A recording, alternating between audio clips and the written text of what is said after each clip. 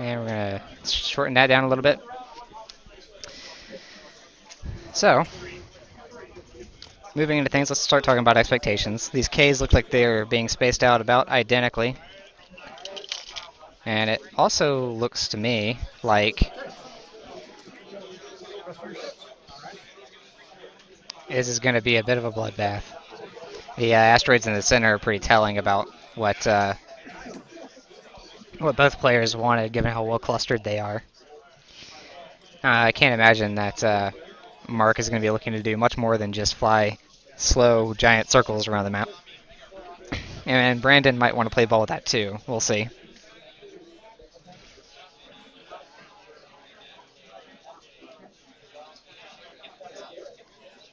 I'm definitely interested to see Ketsu. There's been a lot of deliberation about. Time starts now! Mr. Time starts now! Gene, give a warning before you yell. So time's starting, but there's been a lot of deliberation about the Shadowcaster and which pirate or pilot is considered the best. They're all a little strange in terms of what they offer. Ketsu, um, if I recall correctly, is going to be dumping out a lot of tractor beams. I'm personally more of a fan of Asajj. Asajj being a ship that dumps out stress, and it looks like the match is going to be beginning now. So I'll be interested to see how Ketsu performs, especially with a Dengar. Dengar, inertial dampeners, and Glitterstone. It's definitely built to be a bit more of just like a punchy shooter, and is kind of foregoing defensive options that are typically at least considered when it comes to the Shadowcaster. Very happy to see Finrel. I'm a huge fan of the Fang, and he's just being flown in probably the most stereotypical kind of maneuvering ace sense, just with your standard PTL and then the title and the auto thrusters to give him a bit of a defensive edge. And probably that Barrier Pirate was brought along to fill in the points. Now, I'm not entirely sure what to make of the triple K-Wing squad. We've seen so far today, all of our K-Wings have been Mirandas, but even on a generic version of a K-Wing, they're extremely durable ships. Now, they don't enjoy regeneration, but this is also a situation where we've got 3 K-Wings instead of just the 1.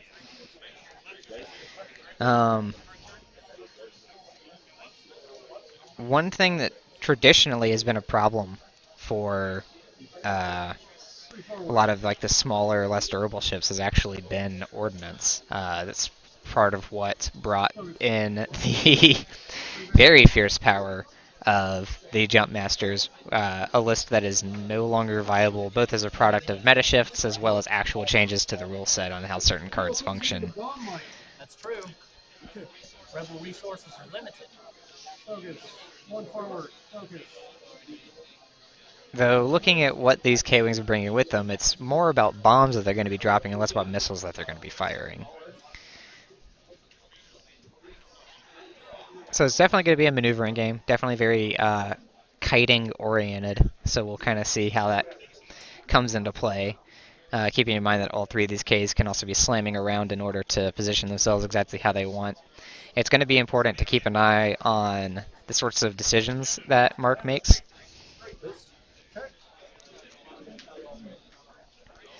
Because I personally don't have a particularly strong idea of what his game plan is going to be. Looking at his equipment, it's kind of telling, but as far as how he's going to accomplish it, I wouldn't be able to tell you. Brandon's kind of staying cautious. He's keeping his ships, I wouldn't necessarily say in formation, but definitely close to one another so that they don't get split apart. Unlike a list that we saw much earlier today, the Z95, Fang, and Shadowcaster do have a bit of a disconnect in terms of their relative speeds and comfort zones as far as maneuvering. The Z95 being the one that's probably most likely to fall behind. But it's really being brought along more to cause trouble, be a blocker, and probably not survive for all that long.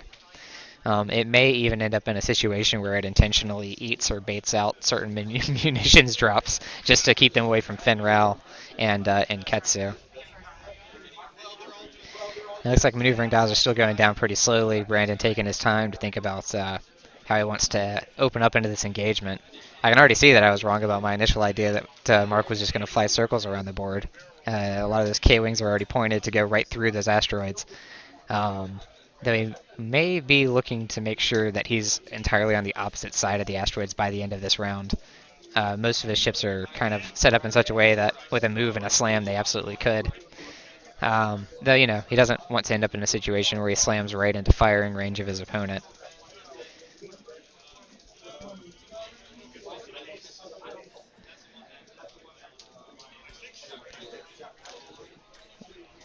Also, I am seeing some excitement for for Mark being up on the table. He's also known as Sable, and he's a bit of a name, so it's definitely something where a lot of people have a lot of trust in his ability to make what he brings to the table work, and it's probably not too much of a surprise to see him at the top table. So it looks like the Pirate's on course, just to kind of fly in, introduce himself. It's kind of unfortunate for the Pirate that feedback array is probably not going to do him all that much benefit against 3 K-Wings. That's too much health to chew through to really make the self-destructive power of the feedback array really meaningful. But that's okay. It's one of those things where it's not the most useful thing for every list.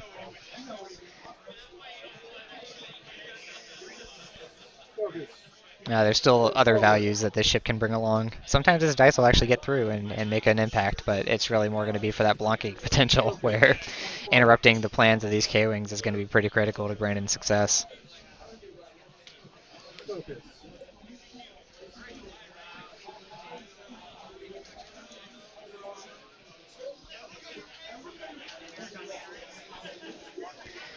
We might see a range 3 attack, but I would be a little surprised if that was the case.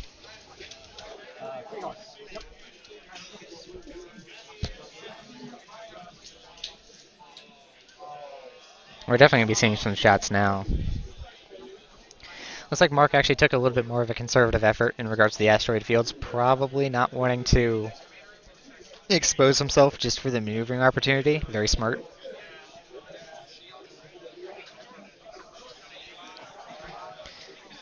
Another item worth considering about what Brandon's list is not going to be able to take advantage of is that just like the feedback array is probably not going to do all that much good, just against the extreme numbers of health that the K-Wings have available to them. Ketsu's not going to be able to trigger the full effect of that Dengar card. Dengar being essentially a crew scum version of the Predator Elite Pilot talent, where you're allowed to re-roll 1 attack die under just any condition, assuming that the die hasn't already been re-rolled. But Dengar lets you re-roll 2 in the event that you're firing on a named pilot, or a unique pilot. Warden Squad, I mean, we're seeing 3 of them, so that should already be enough of an indication that these aren't unique. So it's just going to be acting as now 1 reroll is still meaningful, but it's not perhaps worth the full pointage. And I would say that I'm kind of concerned that Finral might be at a disadvantage against an ordnance-dependent list, especially one filled with bombers. So Brandon might be playing an uphill battle here, but we will see. The dice could always decide otherwise, or any number of considerations that could come into play regarding Brandon's play.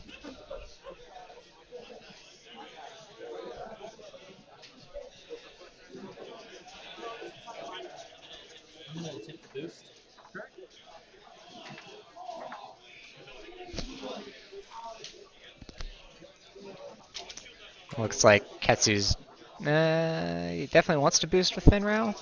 It looks like he can. Yeah, he's just pulling the Finral off the base so it can fit underneath that large Shadowcaster model.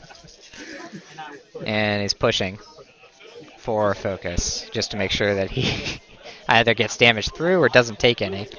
Oh no! He'll slot back in there. Whatever. Okay. Yeah, it's all good. All good. Start a combat. Start a combat effects for me? Let's see. I guess it's your choice first.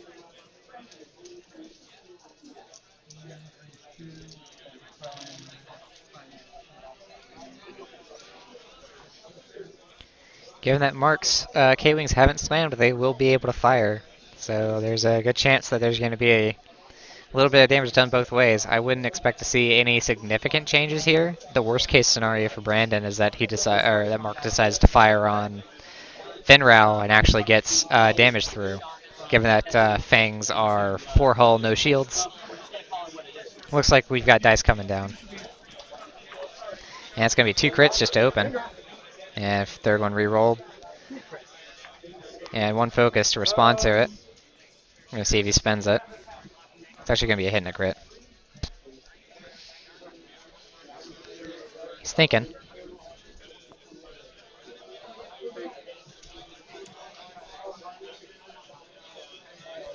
And ultimately scooping it up, which I think means that he's just going to eat the 2 damage. This should be a range 3 shot round.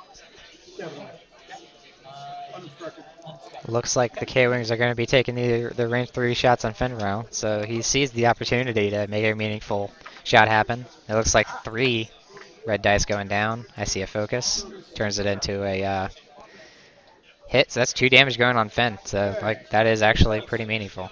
You already been to 1 regional? That was 2014 regionals, 2015 regionals. Oh, was that on Fen? I'm under the impression Finn probably should add more dice there, but that might have been on Ketsu, but I heard Fen. So we're going to go here, range 2 to... Sure.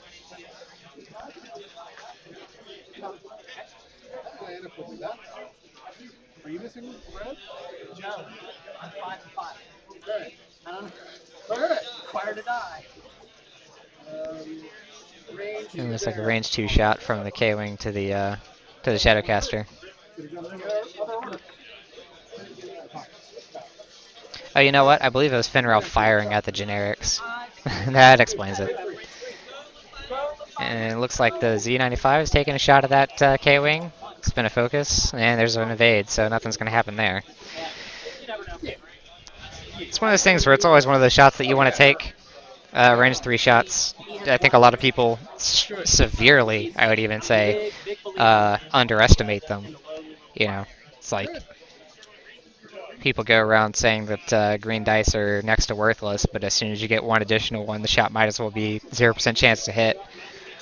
At least that's the impression amongst some more casual players. People that have worked out the statistics or just played enough and played at a high enough level to understand the difference definitely are happy and eager to take those opportunities. So it looks like we're back to dials.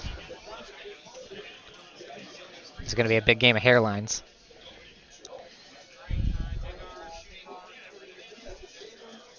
And at this point, it looks kind of like the K-Wings are being funneled in through, like kind of the central avenues of these asteroids. Now, I wouldn't necessarily say that it looks like his options are strangled or congested all that much, but that fast maneuver by the Shadowcaster has definitely plugged one of the potential holes that Mark could be traveling through.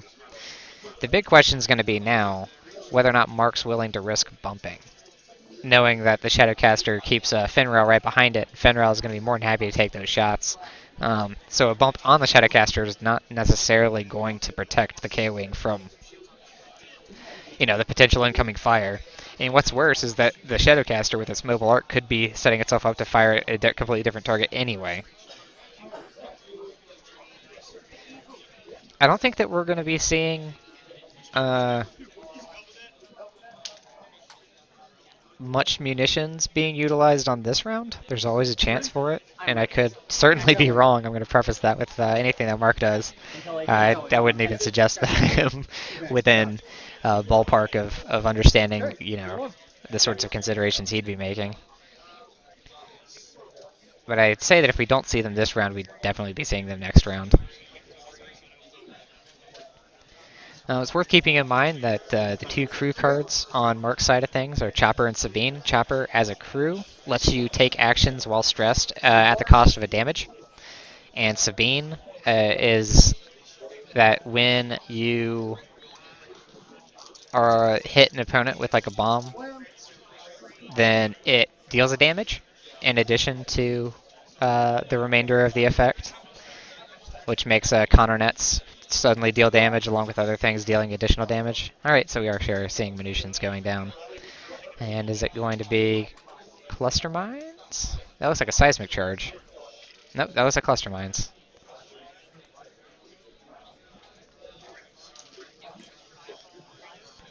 So that could be a significant problem for Sabine, or for Ketsu. Bye, Avenue. You're shutting doors in my face here. Right? Um, It looks like even with a sharp turn from Ketsu, probably going to scrape up against at least one of those. So that was an excellent maneuver from Mark.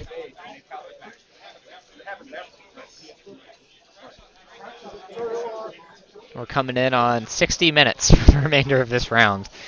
Of course, we've only flown a couple of rounds here, but it's always good to keep an eye on the clock just to kind of get an idea of how much time's remaining. And in this context, there is all the time in the world in order to play things out and figure out what's going to happen here.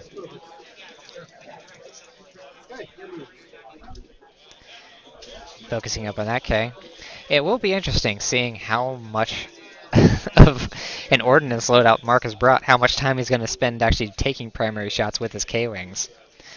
While it's safe to assume that in some situations, Mark is going to be dropping ordnance without using a K, or a K-Wing slam, and have the ability to take a shot afterwards. But in a lot of situations, to really set himself up and make unexpected maneuvers, he's probably going to have to use those slams in order to set himself up. So it sounds like they're talking about the start of the combat phase. By that rear-facing mobile arc. Sounds to me like the mobile arc on Ketsu is currently rear-facing. It is definitely significant and worth noting that because K-Wings are small base ships, they are more susceptible to tractor beams than they would be if they were large. And that does give Brandon some opportunities to put the K-Wings in relatively compromising positions, especially as they remain as close to the asteroids as they currently are. Start with Ketsu. Ketsu. Yep. Range 2. So it looks like that might be a tractor beam token going down already, potentially. I believe that if Ketsu is going to do that, they need to have the mobile arc and the primary firing arc on top of each other. So it looks like we got some rolling going on. And it's Dengar for a reroll. That's 2 hits and a crit. And for the resistance, it looks like there's just going to be a focus. And no focus token available, so that's going to be all 3 damage going through, one of which is a crit. And it also means that that K-Wing is already taking hull damage, which is relatively significant for the second round of combat. And this will be another obstructed shot, and I believe I kept range 2. It looks like it's going to be range 2 obstructed from Finrow on that K. And there's just going to be the 1, and it looks like there's going to be no response to that 1. So, as I heard from the table, 1 hole left on that K-Wing. So Brandon's doing a fantastic job of just immediately choosing one of the K-Wings and focusing it down. And Mark, I think, is also using the opportunity to dump out as much of his munitions as possible. All right, we got another attack coming in. It is a hit. One of those dice got rolled by the green going out. It looks like no hits came through. And there should be one more attack coming in. Maybe 2. Oh. Accidentally skewed the asteroid. Looks like it's in range, but it looks like it's in range 2. Looks like he might be considering a shot on Fenrow because it's already obstructed. Yeah, Mark is going to have to kind of make the same considerations that Brandon's already doing, where he's going to have to pick a target and figure out who's got to die. Now, Fenrow, I think, is probably the most significant and potentially most vulnerable, especially because Brandon is currently having Fenrow repeatedly bump into the back of Ketsu, which means that Fenrow can't take actions, and it also means that Fenrow is not going to be protected by currently his title, focus tokens, or auto thrusters, which makes that a relatively attractive attack for Mark, because it's not going to be often that he finds Fenrow in that sort of position.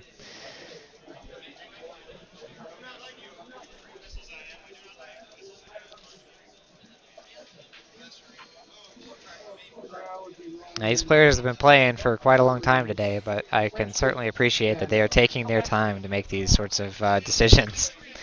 It looks like he ultimately decided that he did want to attack on Finn, just the one coming through. Looks like 4 naked dice, and I see 2 evades.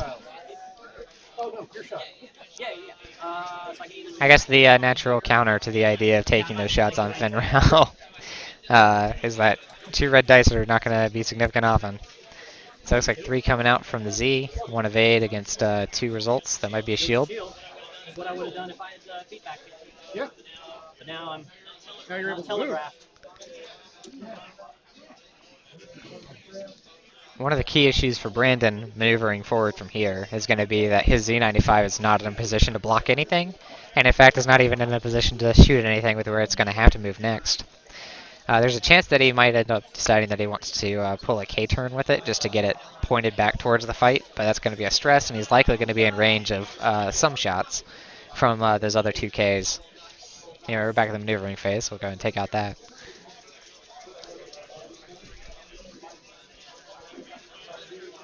It looks like we kind of have a bit of a two-front war going on here as far as Brandon chasing down the K-Wing on the left hand of the board and the Z95 squaring off against a couple of Ks on the opposite side. Another thing that's worth considering as a potential peril to Brandon is that Mark is likely in a situation where he could probably drop some munitions behind himself as he maneuvers to meet the K or the Z95 on its way back around.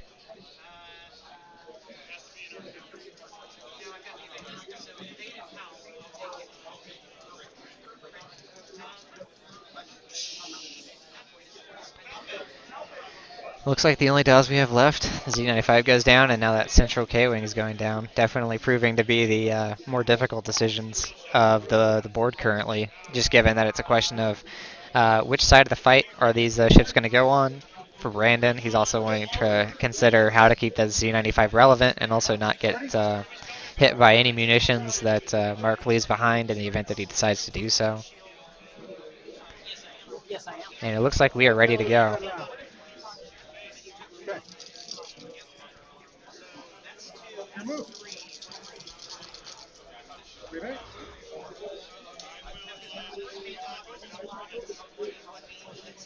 So that reveal there, it's easy to lose it on the full size of Mark's list, but his central K-Wing appears to be the one that's carrying around intelligence agent, so he decided that he'd go ahead and just treat himself to seeing what Finn Rao's planning to do.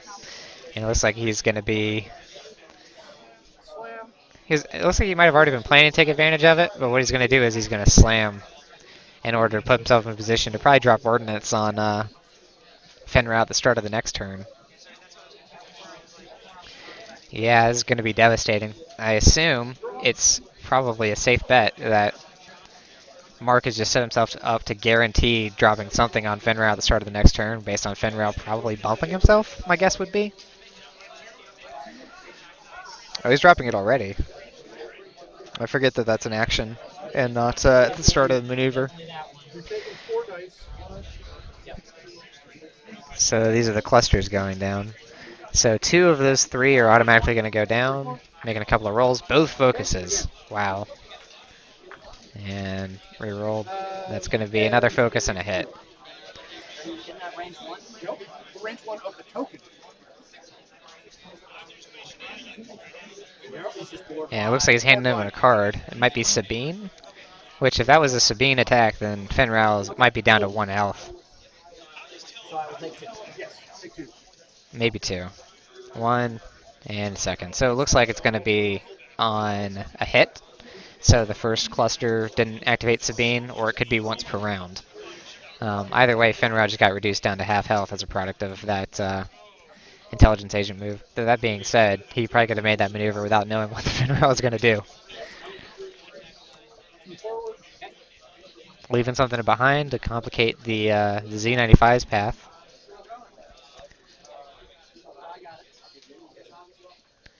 And moving forward. No slam here, so that's going to be a range 1 attack available on Fenrir.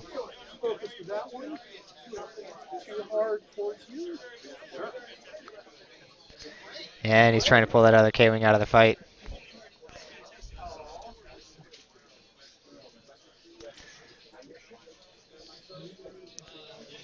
I am really eager to see what Ketsu is going to do, because that is not a fun situation to be in.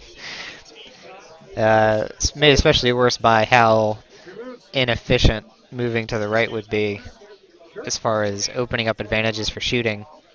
That seismic charge that got left behind is going to prove an immediate problem if Ketsu turns right anyway. But at the same time, you absolutely do not want to go through 3 cluster mines right on top of each other. So now the new issue is going to be Brandon figure out a way to get his Finra out of there alive, assuming that that is even an option at this point. No, my boost won't even carry me past it. So we will.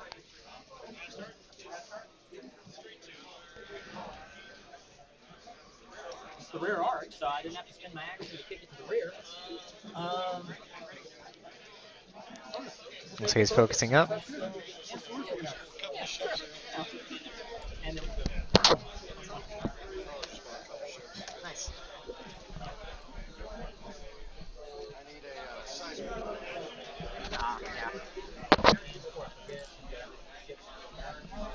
yeah.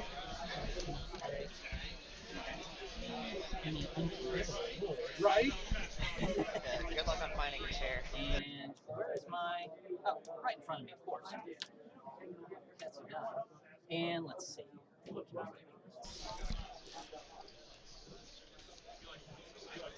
So it looks like Finrod just took a 1 sharp.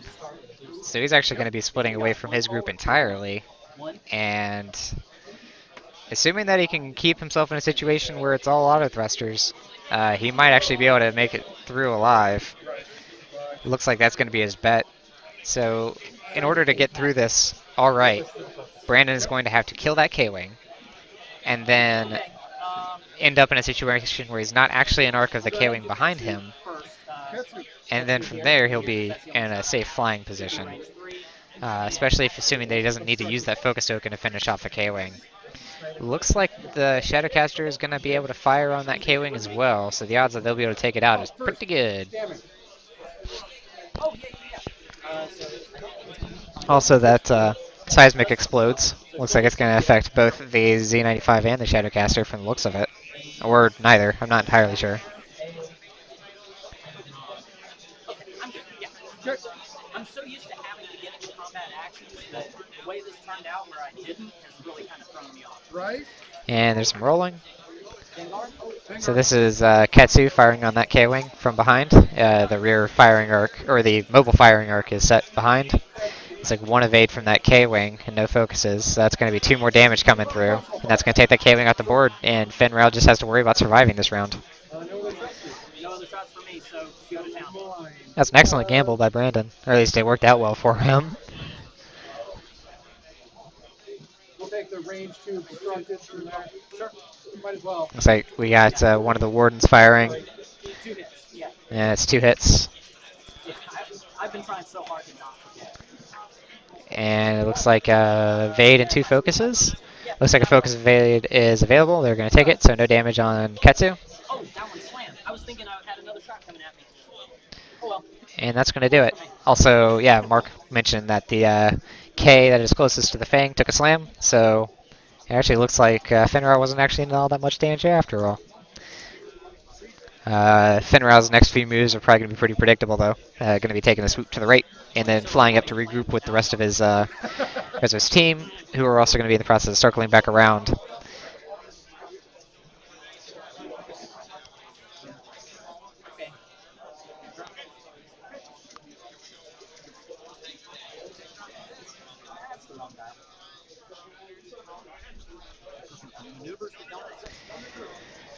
Just giving an update, we're coming around on the 45-minute mark. So it's been about 15 minutes, a couple of rounds.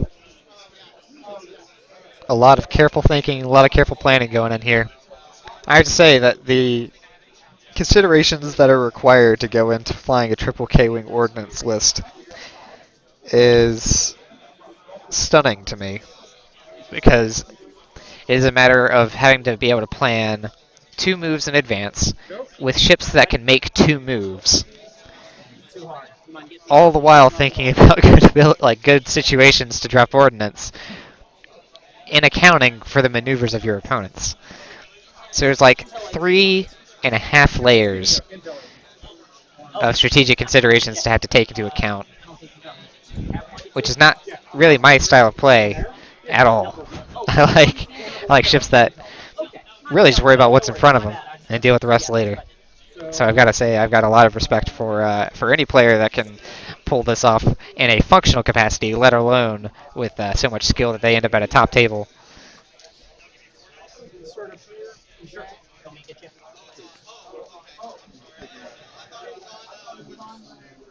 At the same time, it's probably worth mentioning that Finn Rao has had kind of a mixed reception. And I would say mixed not in the sense that he's or not in the sense that people are debating whether or not he's good, but they're debating how he's supposed to be flown. Is the PTL title auto thrusters build for Finn Rao? I would say I wouldn't call it standard, but it's common, and it is essentially players that look at his loadout as his pilot skill. He's got a lot of damage. He's got a lot of maneuverability. He's got a lot of actions available to him, and so PTL is a natural choice in order to really take advantage of that action economy. But I think that at least one of the considerations that goes into flying a Fang is that it was built to be this very aggressive ship. It was built to have evasive options, but not necessarily to be dependent on them. And so Brandon has been doing well to, with this loadout, utilize it to fly very aggressively. It is not going eye to eye with the opponents. So the title there is really just serving as a contingency in the unfortunate event that he does end up, nose to nose with an opponent. He wants to have an advantage there, but he's not really looking to utilize that in order to get himself as many range 1 attacks as possible, because he doesn't necessarily need to be range 1 face to face to give himself an attack, extra attack options. That he's going to have as much damage as he could possibly get at range 1 just by being at range 1 as a product of being Finn Rao. So it's definitely a discussion people have been having. I think a lot of people think that Finn Rao's not as good as Sunterfell, but you don't really want to have a ship that is better at doing what Sunterfell does already. Is you want to have a ship that can kind of have its own identity outside of that. So it looks like we are going to be seeing a shot now. It looks like it's going to be range 2. Let's get the cup up. That's going to be 2 hits coming in, and it's going to be 3 of 8 dice, and it looks like he might be all right. And maneuvers are already going back down. It's got to be intimidating when your opponent puts the maneuver dial down at the exact moment that he's picking up his tokens to signal the end of the round. That's probably one of the things I would say that makes his play even more impressive than than the base premise already is that not only does he have to think about multiple turns in advance, he is already so certain about what he wants to do that these dials are going down practically immediately. Brandon still has to take the time to consider just about everything, with good reason. Right now, Brandon's biggest objective is to regroup.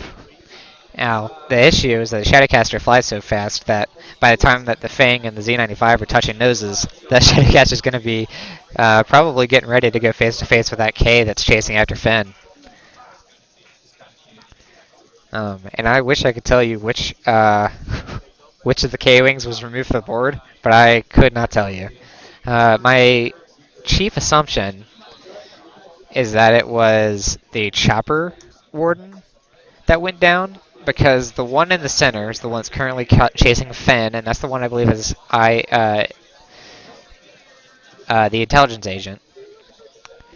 And I believe the other one was the one that dropped the bombs that triggered Sabine.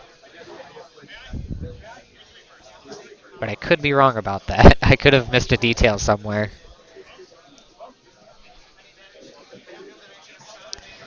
So that's 2 dials down. Brandon reconsidering some options, trying to make sure that ships don't bump into each other probably. I think the Z95 for 14 points has done what it was brought to do already, which is a really subtle thing that you would ask for out of 14 points, which is just that it's shaped Mark's decisions in terms of his maneuvering in such a way that it is less than optimal for exclusively focusing on Ketsu and Finn Rao. And it's a very subtle thing that it's done. And I wouldn't say that it's been decisive, but it's definitely been enough to justify the value of the ship. So I'll be very eager to see how Mark kind of performs the chase, because if there's one thing that I wouldn't expect his list to be built for. It's chasing. It's really more built for kiting. And, to get around the idea that to kite, your opponent has to willingly chase after you, he's got like the slamming maneuvers and things along those lines in order to swoop in front of his opponents and dump things on them. But that doesn't necessarily mean that they're really built for chasing. Especially for a ship like a Fang, which can perform what appears to be a 5 forward just to get out of there. If there's a man who doesn't like stress more than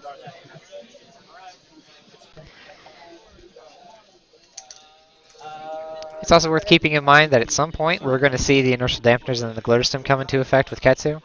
Maybe not immediately, but it could happen. Looks like there's a chance that Finrao is going to be performing a friendly bump for Ketsu in order to allow Ketsu to better angle itself for the next maneuver. that's going to be the free hard. Right? I checked that dial 3 times to make sure that I didn't send that. I'm not known for doing that, but Currently joking about whether or not he was at risk of accidentally putting the Sherpa in the wrong direction, which at this point in the day is more likely than you think. Um, it's those little mistakes that'll get you. I mean, that's a pretty huge mistake, but it's an easy one to make in terms of its scale. Looks like he's adjusting his secondary arc, his mobile firing arc, to the front, likely to take advantage of Ketsu's pilot skill. beginning of combat, I have nothing. And it looks like that might be all of the moves that we have available. We're checking to see if there's range 3 shot. Looks like not quite, so we're going to be moving on to the next maneuvering phase. Or there might be, yeah, there's going to be a shot coming through from the K-Wing, so let's go ahead and get that cup up. Looks like at tops 1 hit. Odds are pretty good that Z is going to survive it. Re-rolled, still got nothing. And it looks like I see a focus. Looks like he's going to turn that focus into a success, and he's fine.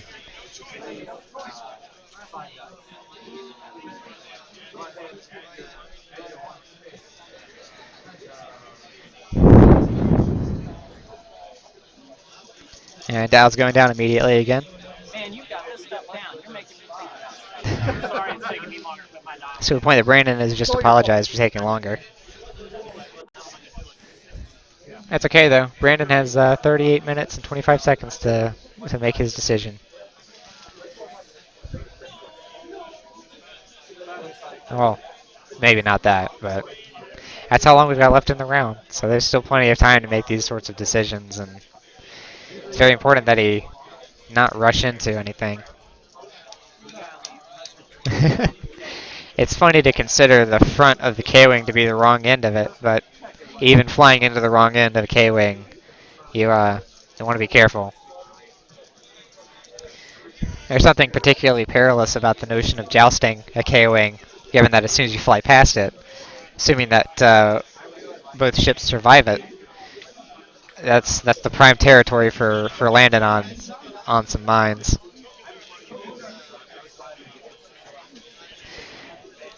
It's also going to be hard to keep track of which K-Wings have which munitions left. I mean, obviously nothing has been exhausted yet because nothing has used the same munition twice, but even beyond that, he came in with 2 cluster mines per ship with a grand total of 6 cluster mines available, and then 4 seismic charges on top of that.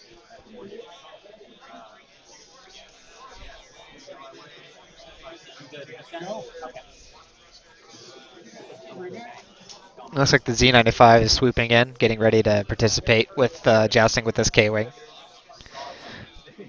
Looks like we're kind of reaching that point now due to the asteroid field configuration, especially with some of those mines being placed near some of the entrances into it, that this sort of donut maneuver is pretty understandable as far as the ships that are at play here. K-Wing coming in. We'll see if it's interested in slamming or if it's just going to start giving Finn a continued chase. Keeping in mind that Finn Rao is down to, I want to say 2 health. Could just be the 1.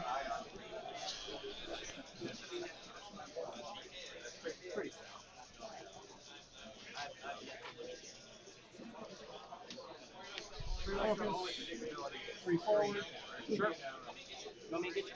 You got it? And here comes that K. That's true.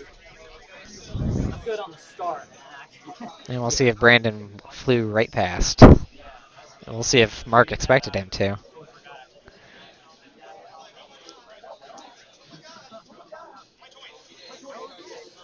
Mark's considering a slam, it looks like. Not sure what options he has for it, though. Yep, and he's slamming. Looks like he's going to be able to clear it, too. So that's one way to avoid the joust, is just to fly right past yourself. And what's going to make it even more fun is that he's likely going to be dropping some munitions here, because that would be the time to do it. Focus here. I'm not going to nuke a binary file. Not with that. Right? Okay. What's that for you? Or maybe not. You certainly didn't give me my joust where I tractor beam you onto a pair of cluster mines. Right. You're not going to clear there. That's really close. Looks like they're going to try. See if Ketsu can squeeze in here without touching the Z95. And it looks like that's going to be... They're nodding. But they might be nodding on it being a bump. Yeah, it looks like it's not going to clear. Just a hair too tight. Hey, we got to do things right. We can't set a bad example. That looks good to you? That looks good to me. Yeah, pretty much knocking it. And of course, naturally, yes, it all. No, you're good. I know where it is. It's all good. Yep. Just like that. Looks like moving just a hair forward. There you go. Sweet. That's good. And then we'll trade, things that did that. And now is one of the brief periods of time where we'll get to see the mobile firing arc, so enjoy it while it lasts. Fang swooping around.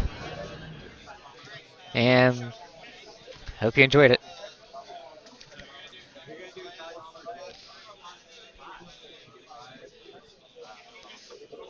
I'm going to have to roll in on your fight. He's going to try to barrel roll in. Well, looks like he's probably going to fit. Yeah, that's going to be pretty safe. And it looks like he's going to have a pretty advantageous shot on that K-Wing as a product of that slamming maneuver. And it looks like he might have even pulled himself out to range 3 from the other one. So this is probably one of those dream situations for Finn. Especially because he's going to be rolling with 5 dice. That's what I was thinking. I wasn't thinking about you going 3. I was thinking about you maybe going a little bit slower and then pushing along, and it just didn't quite go that way.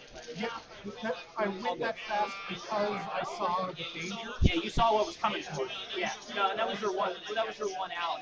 I didn't go 2, and you had it. So if you had done 2, I may have slammed the other way into you. Sure. You could have barreled me, but you wouldn't have gotten me. I wouldn't have had you on the cluster mines and all that noise. Yeah, sure. And they're currently just discussing some of their decision making. I'm not going to do anything at the beginning of combat. Sounds like we're moving to the start of combat. Looks like it's going to be a range 1 from Finn Rail to that K-Wing. He's got a focus token. And it looks like he's got a focus result to spend. He's considering whether or not he's going to use it. Keeping in mind that if he does spend it, he's going to be a little bit more vulnerable. And he decides to keep it. Looks like one evade came through, so that's going to be a crit. Looks like that crit's going on the shields. Next shot coming from the K-Wing at that angle. Checking to see what his options are beyond Finn. Definitely obstructed in both cases. Unless they've taken a range 3 shot. And that's going to be spent focus, 2 attack coming through. 4 on the defense, and he's probably pretty happy they saved that focus token. If I am reading correctly who got shot at.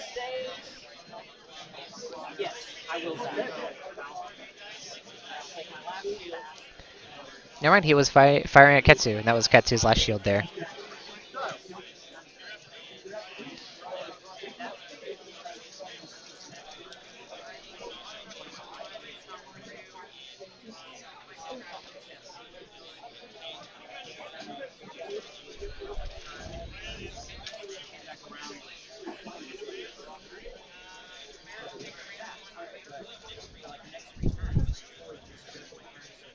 And it looks like dials are going back down, so let's get rid of the cam. This seems like this is the ideal time for Mark to drop some ordnance. Uh, though Brandon's probably going to be flying full speed out of there just to make sure that's not the case. I would actually say that it's more likely that the K-Wing that is not sitting closest to all of Brandon's ships, the one that's coming in, is more likely to drop some ordnance that will be meaningful than the one that's about to be leaving this area.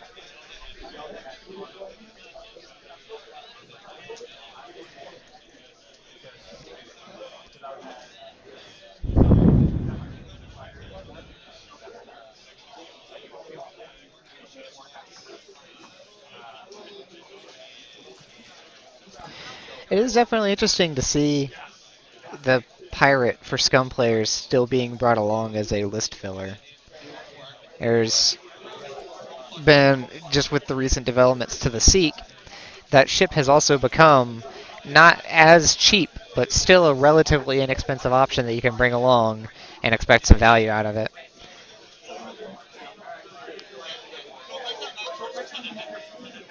It looks like Brandon's at a full 100 though, so he didn't have the room.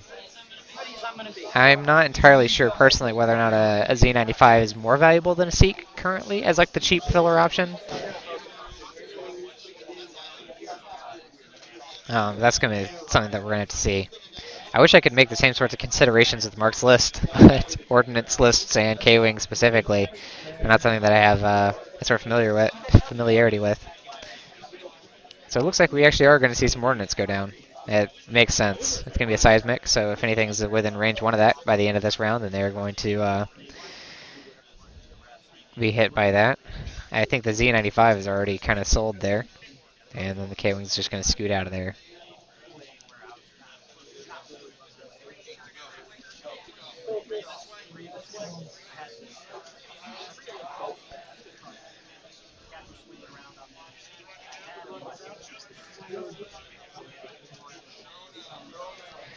The other kid's coming in. It's actually taking a slower maneuver than I thought.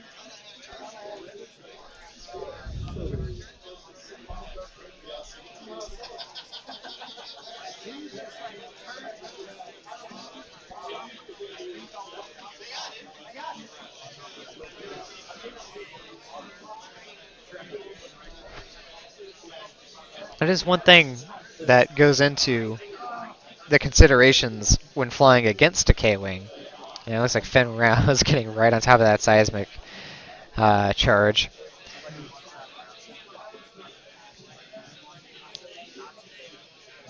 But when it comes to the K-Wings, they can, utilizing the slam, fly deceptively fast. So when they start moving slowly, that can be just as much of a surprise as when they are preparing to joust with you and end up on the opposite side of you before you've even moved. And we're seeing both of that at play here. It makes them a very unpredictable ship. Or, difficult to predict. Looks like he's going to try his best to barrel roll out of there without hitting any of the seismic charges. He's probably still going to be in range one of that thing.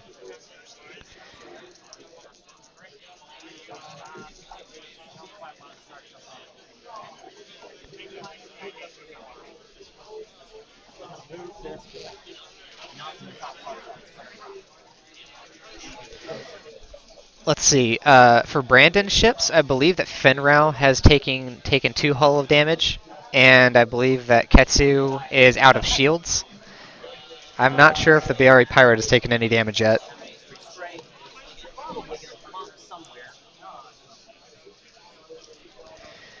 Alright, looks like the Z95 is going to be the only thing that actually gets hit by that charge. I was going to say, I would have been questioning Brandon's decision making if Fenn Rau or Ketsu had ended up on top of that too, just given how that's probably a pretty predictable move that just happened here. The issue for the Z, I think, was like a lack of options and also not wanting to block the Shadowcaster or the Fang from getting out of there. So ultimately, if one had to be left behind, it was going to be the Z. telling you that when you drop the seismic, I had to save them. Oh yeah, absolutely. So they both take one. Indeed. It looks like we're going to move into combat. See if there's Shield. Shield. You have no shock. Correct. see if there's any damage that's going to come through. Also got to resolve the token here. So he's got a target lock and focus right there. And they're trying to make sure they're keeping their tokens all in order as well. Range 3 instruct hit your Z. Looks like going to be a range 3 shot on the Z from one of the Ks. Sure. You don't have to do too much. Yeah. Looks like at least one success in there, maybe two. And at least one evade. So it's like one hit and one evade, so nothing happened. Going to be the same shot. Range 2. Looks like it's going on the Z as well. Rolling. It's going to be a focus and a blank. 2 focuses. Spin the focus, turn them into hits. An explosion of dice. Alright, one evade. So it looks like 1 damage coming down the Z. So the Z actually had 1 health left and got taken out. So it further answers the question of do Brandon's ships have damage? They were all damaged. Well, you got the nuisance out of the way. Yep. Well, I chased Fenner away. Yeah, he's being it too whole. Means I got to do it now. Yeah, absolutely. And Dow's going back down. I don't mind chasing him away. It looks like we're probably going to be using the full 24 minutes here. We're seeing a lot of swooping on each other, not a lot of chasing. It's something that Mark kind of gets as a privilege of the ships that he's flying, is that Brandon is not likely to start chasing those K-Wings until they're out of ordnance, and they're not going to run out of ordnance. It's just not going to happen. Because in order for that to happen, Brandon would have to start chasing, and if Brandon started chasing, all the ordnance would be gone, but so would all of Brandon's ships. And so that sort of problem would kind of take care of itself. And that's going to be a real problem for Brandon, because he needs to be able to keep his arcs on those K-Wings in order to take them down. He doesn't have a way to take them out otherwise. And with a ship like Fenn Rau, it's hard to really outmaneuver a K-Wing, not because a K-Wing is more agile, but because it's got that unpredictability factor where if it decides it doesn't want to fight, it'll just tear out, slam, and be halfway to the other side of the board and force you to just kind of reapproach it. And he can keep doing that until he likes how it goes. So instead of getting a decisive volley of damage, Brandon's really going to have to hope for kind of clipping them a couple of times and then going in for the kill like they did with the first K. So I wouldn't necessarily say that Brandon's in like a bad position. He just has strategically difficult acrobatics to perform in order to get things to line up for him.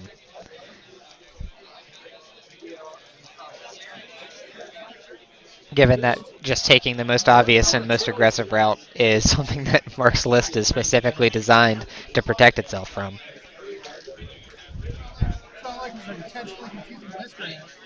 So there's going to be a push and a focus. Fenn Rau kind of circling around, hoping to get that early damage. And Katsu is following suit. We may end up seeing these two ships just kind of sticking with each other in a formation-like capacity. They don't really need to.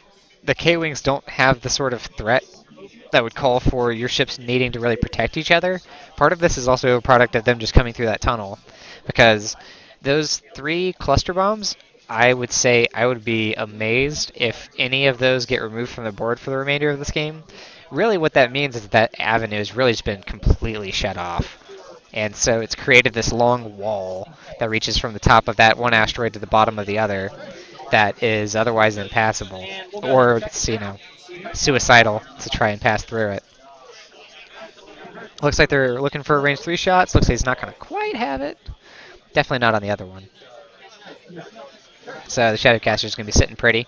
Definitely going to be shooting from Fenn, though.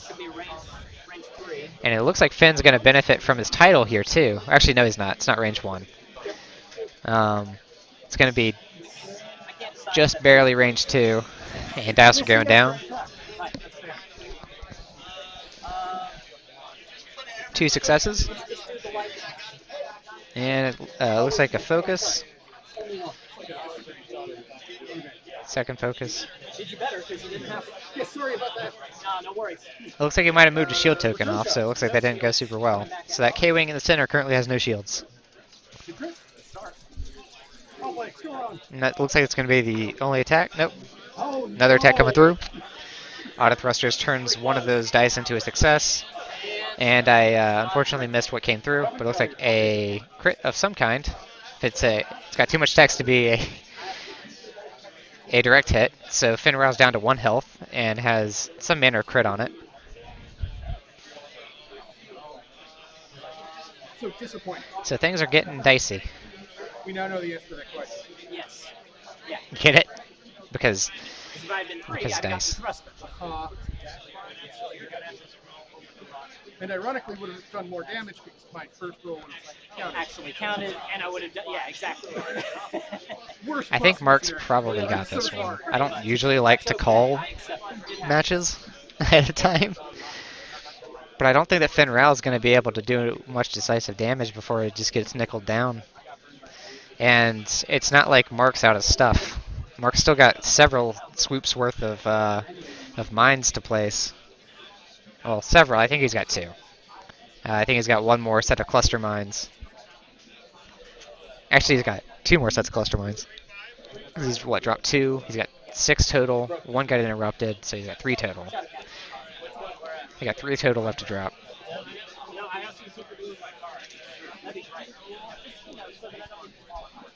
So Mark's still perfectly good to go. His indirect nature of combat is doing wonders for him. Right. How can you even tell? It could be anything. I thought it was a Falcon this whole time. Yeah, I was gonna say, where's my YT dial? Switch on the You ready? Let me check my dials, but I think I am. Yes, I am ready. All right. Now you're in a situation where the K-Wings are actually chasing you. Probably also a bad sign. I would be surprised if this wasn't a slam. He's looking for it, deciding if he wants it. Might not see it yet.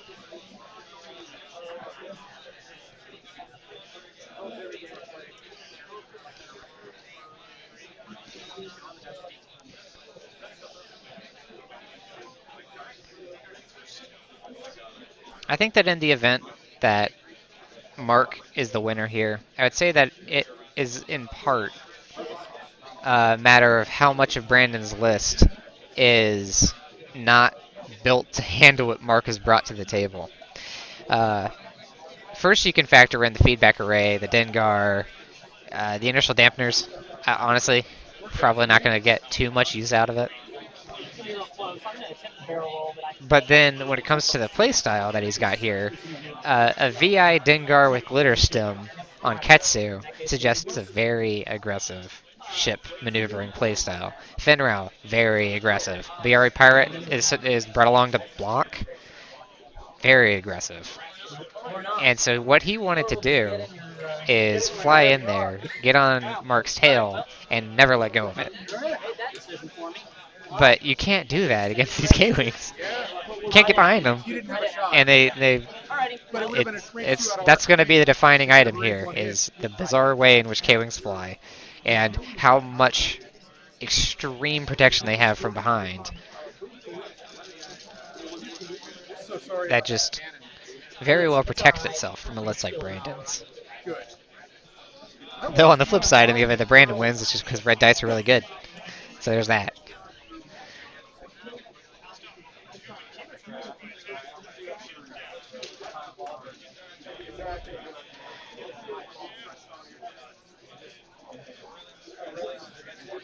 Looks like Brandon with the Finral was actually expecting for Mark to slam. He's overshot a little bit and is not going to have a shot of his own as a product of it. Looks like Ketsu will have a long-range shot, though. Definitely don't want to turn your nose up at that. And he's actually going to intentionally clear that seismic charge by rolling over it. Not seismic charge, cluster mine.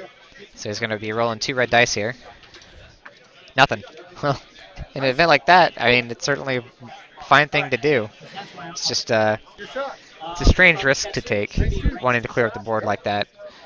hypothetically, as a game-ending scenario, Mark could just choke up the entire board with cluster mines and hope that's too much for Brandon to maneuver around. Glitterston went down, but no focus results. Still one damage going through, and that's one shield off that K-Wing. Actually, it's one damage card onto that K-Wing. It's out of shield or out of shields, and now also has a tractor beam token on it. Brandon is moving that K-Wing forward, which brings it into Finrau's arc. This is a fantastic, fantastic situation for Brandon to be in. And it was all dependent on that glitter stem, and even then he didn't need it.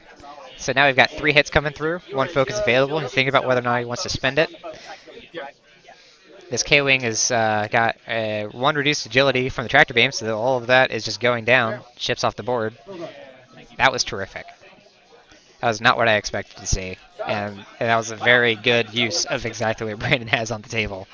That does come into play. Is he knew that he needed that attack to land so that he could get his tractor beam token on there. So he spent what he had, he committed everything to it, and he got it. And so it worked out very well for him. So at this point, Mark has somewhere between 33 to 34 points left available. Means that Brandon is definitely taking the lead all of a sudden. Finrau, while running around with just 1 shield left, suddenly has a lot more safety when he's not having to factor in for 2 K-Wings worth of maneuverability at the same time. So it looks like we're actually leaning more towards the red dice are really good angle for analyzing this match.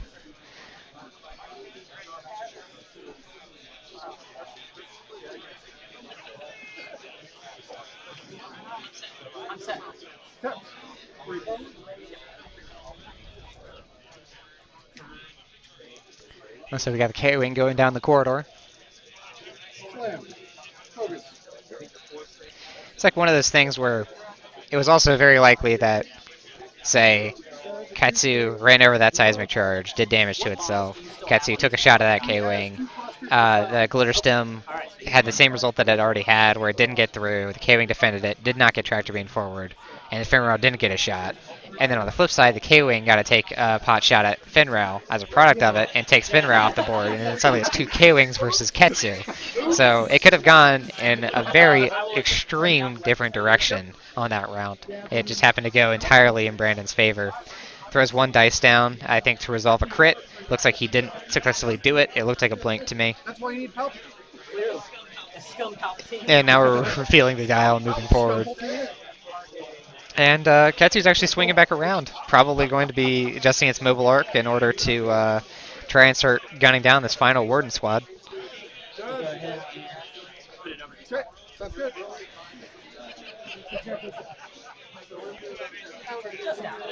Gotta say, that is specifically what I mentioned earlier, is that K-Wings are more vulnerable to tractor beam tokens than large base ships are.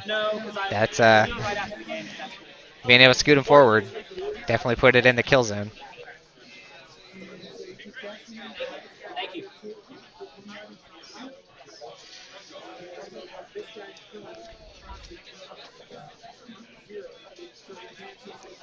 So now we got to play the game of trying to figure out what Mark's win condition is here. I think he still wants to see if he can't take Finrau off the board.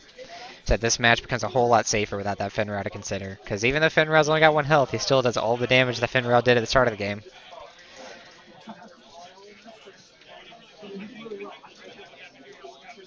But even with his slams and maneuvering and things like that, it would be unwise for him to just turn and chase right after the Finrau, completely ignoring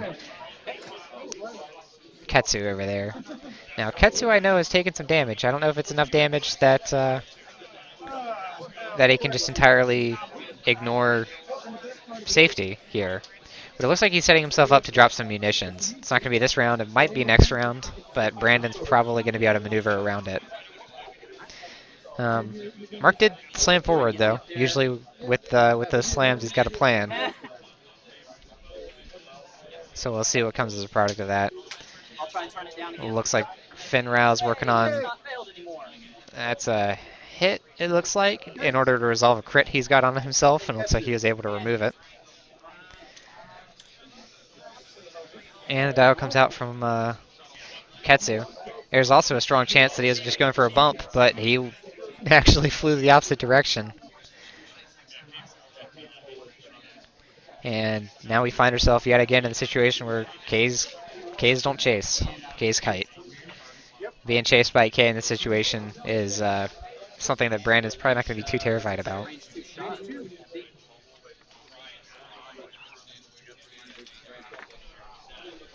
Come on.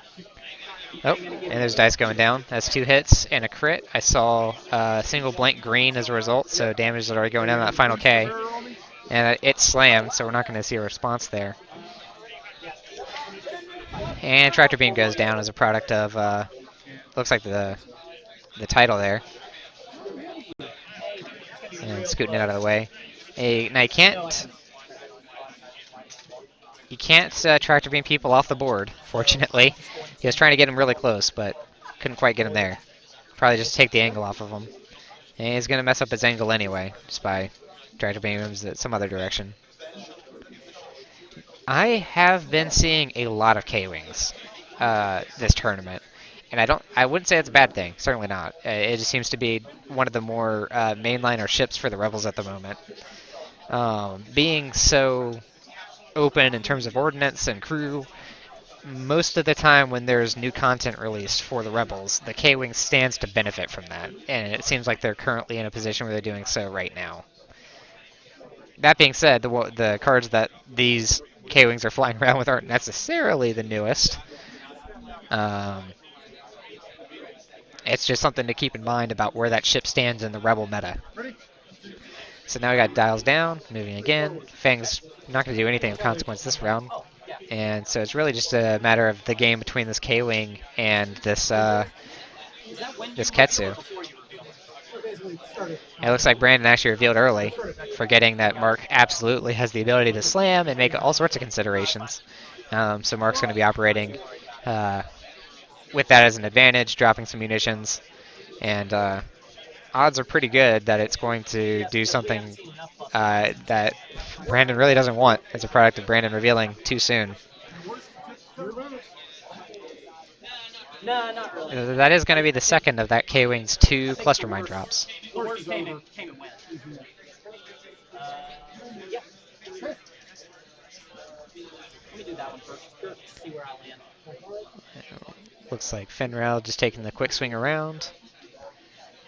So it looks like Mark's best case scenario is that Brandon's Ketsu completely destroys himself on this round as a product of flying right over all of those cluster mines. And then on the next round, given that it's slammed, take out Finn. Because all he has to do is squeeze 1 damage through in order to accomplish that. Brandon's best scenario is surviving these cluster mines and using a combination of Finn and Ketsu's power, probably do the same thing that he did to the last K, which is throw a Tractor Beam token on that K-Wing and then destroy him with Finn using a K-Wing with no agility. We'll see what happens. We already know that Brandon only hit 1 of those 3 charges, so he's going to be taking potentially up to 2 damage. So far, Mark's cluster mines have actually not done much damage at all. They've presented more of just a strong threat. And it looks like that might actually be 2 damage there. I saw at least 1. So we'll see what comes as a product of that, and then we'll be starting combat in just a moment. Alright, so I've no shot on you here, but you've got no shot to slam. Yeah, measuring ranges, so wasn't consequential enough to take a ship off the board. Looks like a range 3 shot from Finn.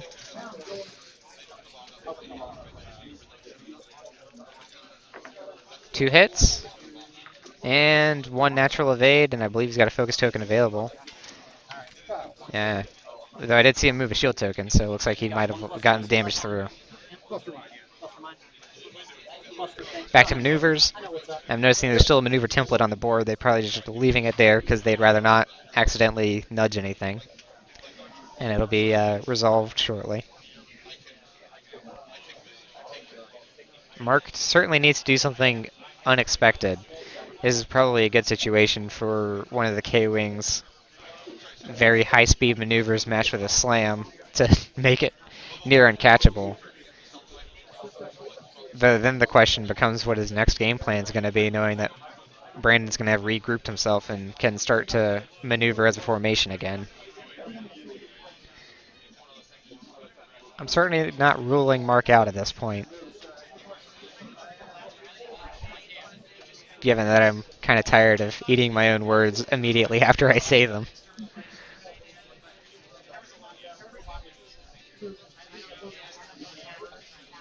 I forget, does he have a 1 forward? He does not. Okay.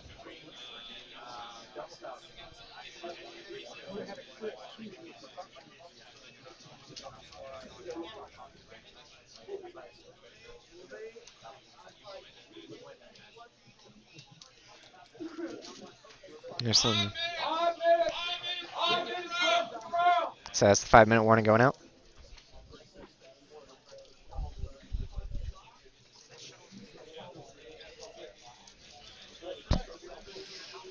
A lot of time being spent considering this one. There's actually a crowd gathered around the table, so people can tell that it's a very high stakes match.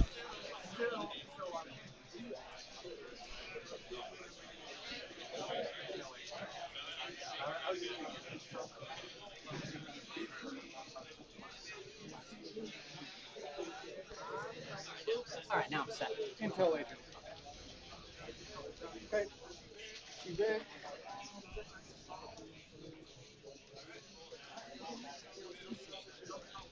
So far, that looks pretty standard. We'll see if it gets turned into anything a little bit more unique. Rescuing that one forward. And it looks like it's being used just to drop some more munitions. Dumping everything that he's got to try and take down that Shadowcaster. Get some MLB. Sure. All you gotta do is one more to get half. As, Oh, I exhausted your coins. as Brandon mentioned, it's got to do one more damage to get half points on that Shadowcaster. That also means that the Shadowcaster's got more than half of its health, which actually puts Mark in a pretty perilous position. So that's going to be a second of 2 cluster mines on that ship. So all 6 of the cluster mines that were brought in the game were either put on the table or blown up. Fenrir coming in. Looks like it's going to be a bump. K-Wing vouched not to slam.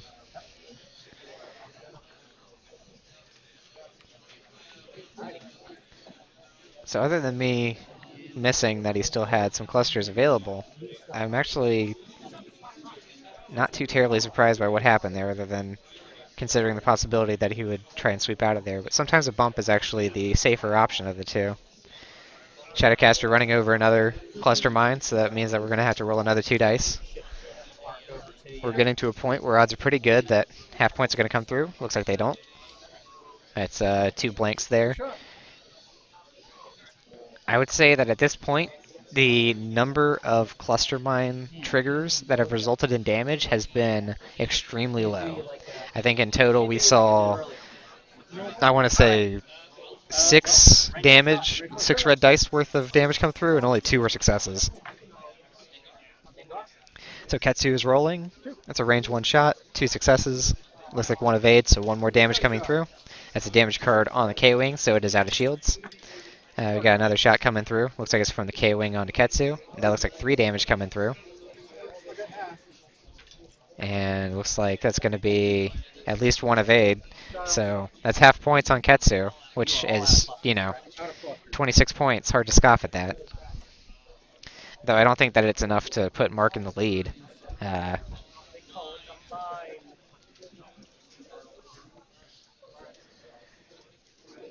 the last round. That being said, if Mark can take out Fenrir, that absolutely would put him in the lead. So this puts Brandon in a very perilous position, especially given if you look at what the Fang's next options are for a maneuver, he's risking running over 1 or both of those cluster mines.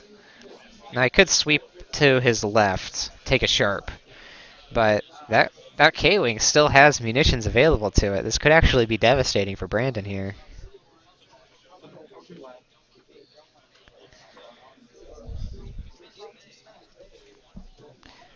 It's one of those things where I almost wish I had a time lapse available to me of each of the K-Wing's flight paths so I could try and remember which ones have dropped munitions when.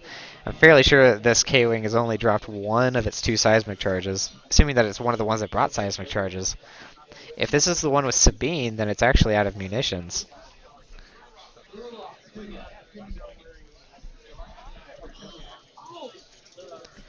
But I wouldn't know that for certain. The maneuver's down, double checking it just to see if he actually gets to live. All right, I am ready. And it looks like we're doing the reveal. This is the one with the intelligence agent. I can mark. So that was his, I want to say, second of 2 seismic charges, but I'm prepared to be wrong. So this is actually his 34-point K-Wing that he's got left, which actually could be important here. And that is the end. So here's what happens. If Brandon ends up losing Finral on this turn, based on those munitions, Mark wins.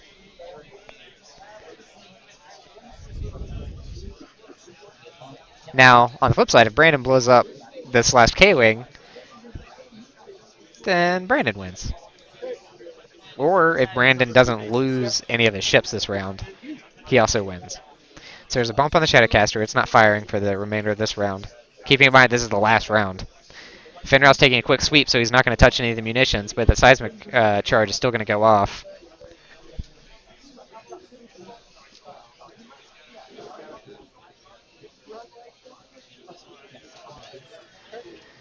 And he's going to boost. If he can fit, he might be out of range of that seismic charge. It looks like he probably will be. I don't think the K-Wing slammed. I don't think that's a weapons disable token. He's stressed. He's focused. I couldn't see if he was out of range of that, but I think he was. I will be unable to tractor you. No tractor beam. Looks like a range 2 shot. Yes, agreed. Range 2. Coming from the Fang. Yeah. Yep. It's gonna be range 2. And you slammed, right? I did. It sounds like he did slam. Yes. So it looks like Brandon's won. That's 3 damage coming through. That's 1 evade, so that's 2 damage coming through. Shaking hands. Looks like Brandon's the winner.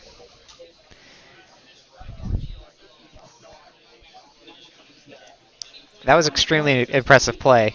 I 34. You got I think I wouldn't say that it was necessarily decided at the moment that Brandon was able to chain together a series of fortunate events in order to destroy the second of Mark's 3 K-Wings.